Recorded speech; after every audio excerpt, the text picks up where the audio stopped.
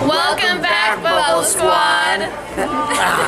Welcome back to my channel. If you don't know me, my name's Emma, and today I'm doing a different kind of video. I'm going to be talking about something more personal. So whether you have a family member or a friend or someone who's going through this, or even if you are, or if you're just bored or are wondering what disease I have, then make sure to keep watching. I'm going to do the best I can, and I'm going to describe what it is, how they found out I had it, what it means for me, and I'm even gonna do my shot at the end. So if you want to stay and watch that, it's not gonna be gross or anything, just showing you what I have to go through on a weekly basis. So yeah, let's just hop right into it. So I guess we'll start off by talking about how I was diagnosed. So in addition to MS, I have a pituitary tumor, which I might do a separate video about that, but I've been struggling with that for a couple years. Don't worry, it's not cancerous or anything. But anyway, for that I get MRIs a couple times a year. So this summer I got an MRI and they found something and called me in, and it was really scary to look at because they compared it to my previous MRI, which just looked like a normal brain, and then in this one there were three black spots, big ones, just in different sections of my brain, and those are called lesions, and it can be associated with MS. And some symptoms I was having the previous month, which was this summer of 2017, I didn't know that this was caused by it. I didn't know anything about MS at all. I just heard the word, but I had extreme leg weakness to the point where I was bumping into things. It was just weird. And I was also working out, so some doctors thought it was that, but in addition I had extreme fatigue. If I was in the car, my head was against the door. I couldn't stand up. If we were in stores, I'd always find a chair to sit down. It was really bad. And this went on for about 2 weeks, and I was worried about it, and I went into the doctor a couple times, but they're maybe your vitamins are low, so I started taking different vitamins.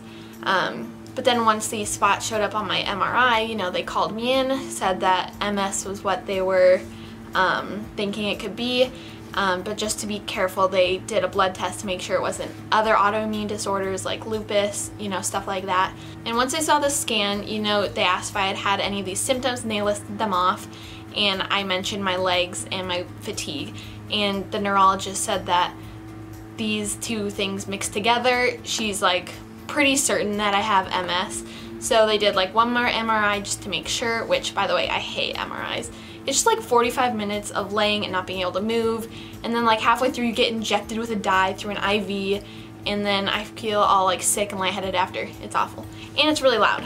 But anyway, that was really scary. It was actually my dad's birthday that I got diagnosed, which was at the end of August, and my family came in and my boyfriend at the time, and it was really scary. The doctor talked to us for an hour or two. She was super nice, explained everything, answered any questions, made sure we felt heard. Okay, I'll tell you what MS is now. It's multiple sclerosis, which is an autoimmune disorder. In the brain there are nerves, and there's a sheath around the nerve protecting it. So basically what my body does is the immune system fights off and eats away at the myelin, which is the protective sheath. So that's what all those dark spots are in the brain scan. It was a bunch of sections of totally eaten away myelin sheaths, and so what this does is damages the nerve, which causes a bunch of nervous issues. So for example, the legs, the fatigue, other symptoms include bad vision, hearing, learning disability, you can process things slower, dizzy, just all kinds of stuff. And what happens with MS is that you get these flares or attacks, and so it might be once a year, might be a few times a year, might be every 5 years.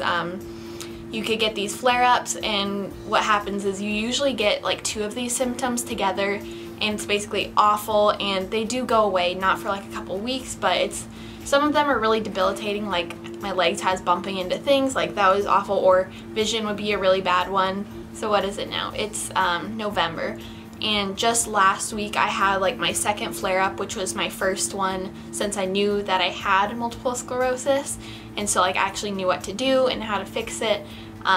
But it was a little scary, even though the doctors were super nice, helped me through it.